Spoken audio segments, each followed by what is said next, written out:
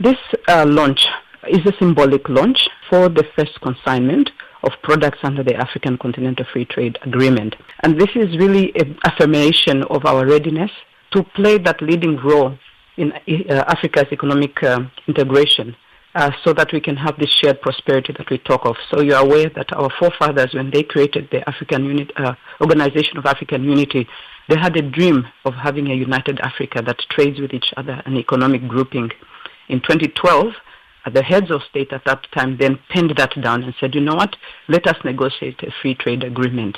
And what it means really for Namibia is that we are happy to join the continent, because there are other members that have already started, join the continent in really showing that Africa can take destiny of its own industrial and economic development. So a very big flagship, which of course is under the banner of the Agenda 2063, the Africa that we want, that wants to deeper integrate all of African citizens. Okay, now practically speaking, how will participation in the AfCFTA framework open up new markets and opportunities for Namibian businesses, I think especially looking at SMEs now? Right. So what is really important for us to know is that Africa, amongst the other continents, is the one that trades least with itself. And what this means is that we are getting all the goods that are already produced where jobs are created in other places, in other continents. So with the AfCFTA, what we want to do is we want to be able to start producing products and exporting them amongst ourselves. So the first stage, which is the phase 1 that we are talking about, is the removal of tariffs, of duties. So of course you've heard the tariff debate that has been going on in the world lately.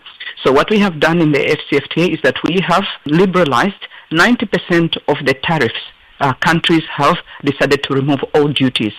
So what that means is that then it is much cheaper. Our products in Africa will be a lot cheaper because the duties have been reduced vis-a-vis the products that are coming in from the rest of the world, which is non-Africa. So that then opens up opportunities for SMEs because, number one, you become a lot more competitive. The other reason is that this is a $1.4 billion population market, which you have mentioned earlier. So that also gives us an opportunity to diversify and reach a much broader population and market. But most importantly is that when we were negotiating these agreements, we looked at African reality. Who are our traders? Our traders are mostly MSMEs and small and medium enterprises. And we try to tailor-make the negotiations and the rules to suit and fit the reality of that. So that is really the big opportunity. The big ones, they are already there. This will just be, of course, another advantage for them. But we were really, really deliberate to ensure that the small, medium enterprises, we cater to their needs. And any information or any word as to what kind of products and which sectors would probably most immediately expect to benefit from this? The products that have already been exported into Africa, besides SADC or SACU, those ones will continue. They'll even get a broader market. I give you an example of salt, because we are going to launch, have a symbolic container docking off at of a salt shipment. So salt was receiving up to or facing up to 25% duties. But with the AfCFTA, we've managed to negotiate that salt in 5 years' time is going to be at zero. So what that means is that then our salt becomes more competitive, even cheaper in those markets. And the salt is currently exported to 24 African countries, of which 10 of them are not in SADC, which means that the duties will now, the reduction in duty will make it now competitive. For the SMEs, cosmetics are a very, very good, important sector that we have identified.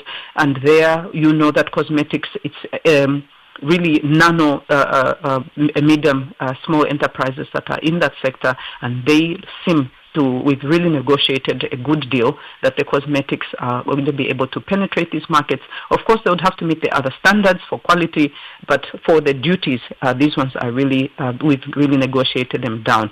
The other products that Namibia exports, such as oshikandela, such as the flour that we export and other Namibian products that are agro-processed, they too are going to receive a market with reduced duties. The AfCFTA is really not a new concept in Namibia. I think we've been preparing quite a lot. There's been a lot of conferences and such, and a lot of preparation leading up to this. But what steps specifically has government taken to prepare Namibian businesses, specifically these SMEs, to compete and thrive in this larger market? No, thank you so much, and it's a really good question. So in 2022, as you mentioned, we've been at this for quite a while, since 2012 when the heads of state actually decided that we should sign this agreement and start negotiating it. So what we have done in 2022, we launched something called an implementation strategy of the African Continental Free Trade Agreement for Namibia. And in that implementation strategy, we then looked at how can we best benefit from the African Continental Free Trade Agreement. Because remember, these are opportunities that we are opening up.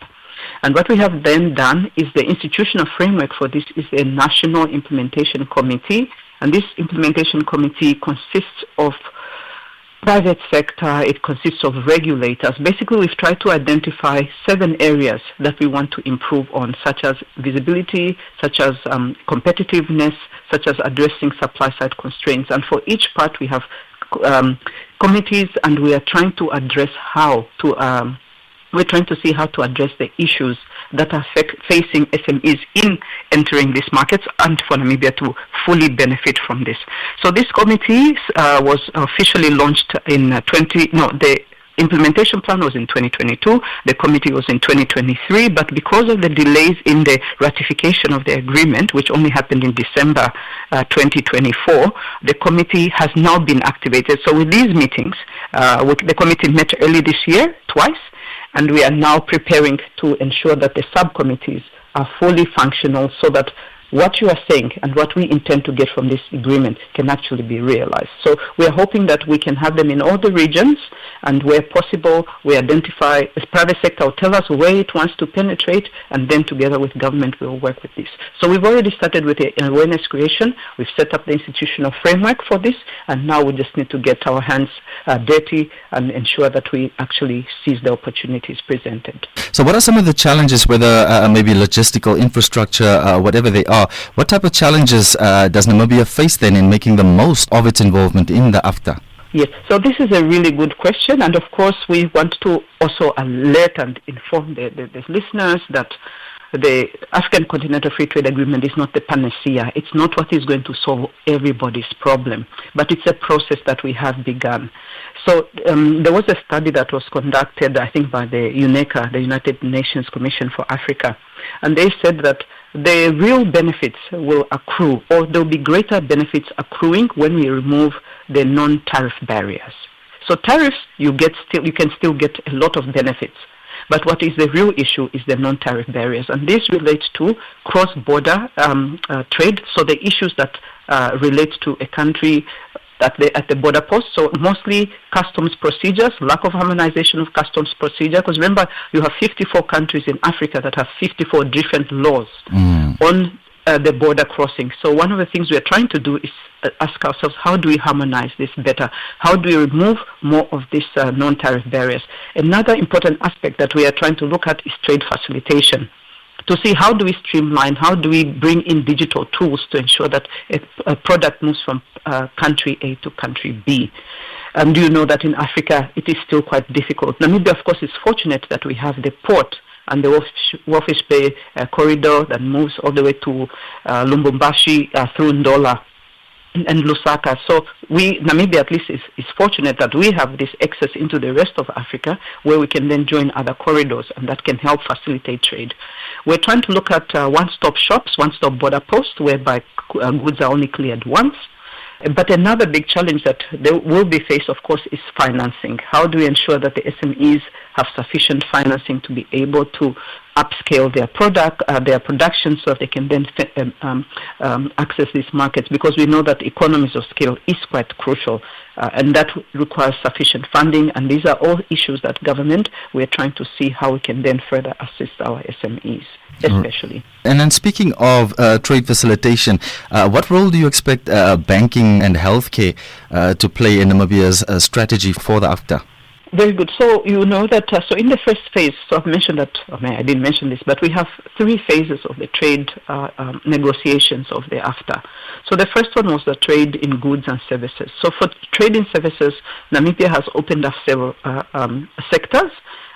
financial sector, such as banking is included, as well as health sector, because we realize that we have a competitive advantage whereby we have a small population and that we can actually consider what can be done to be able to attract health services. So these two sectors, in addition to tourism, as well as construction, as well as businesses services. These are areas that we have opened up in trading services. Of course, the negotiations for trading services are another ball game, but we know that trade in goods is only a portion of the overall trade. Most of the trade actually takes place in trading services because, as you said, financial services allow your product to go from A to B. How do you facilitate that movement? So you are aware that with the AfCFTA, we've launched a Pan-Africa payment system, which is being piloted in several countries, and Namibia is in the process through the Bank of Namibia trying to see how we can then align to that process and be part of that process with the payment system so that payments are done much, much quicker and a bit more inexpensive. Maybe you can just elaborate on what you think are some of the key milestones and maybe the priority areas as far as next steps for Namibia to fully realize the benefits of this AfCFTA agreement. The first one is that I've mentioned to you, different countries are different levels of development and they are giving different schedules. So of course a least developed country does not give the same preferences as one that is a bit more developed in Africa. So that is one of the next steps whereby we want all the countries to finalize that process. And then a very tricky one is called rules of origin. Rules of origin are what determines the economic origin of a product. So for example, they are very important in processed products. Wholly obtained products, which is a product that comes out of your sea, your water, your land, your air.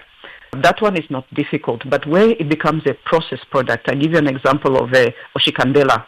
The milk, the carton, that closing cap, all of that, you then require the economic origin. And the reason why rules of origin are important is because we don't want a product to come from another place and get the disguise of made in Africa, where we know that the jobs are not made in Africa. So we need to finalize rules of origin. They've been quite contentious, but we have done close to 92%. We have another 8% of rules of origin to be able to then finalize.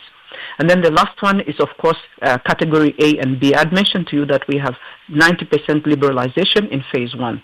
Category B and C are those products that are sensitive or those products that one needs to exclude because of national interest.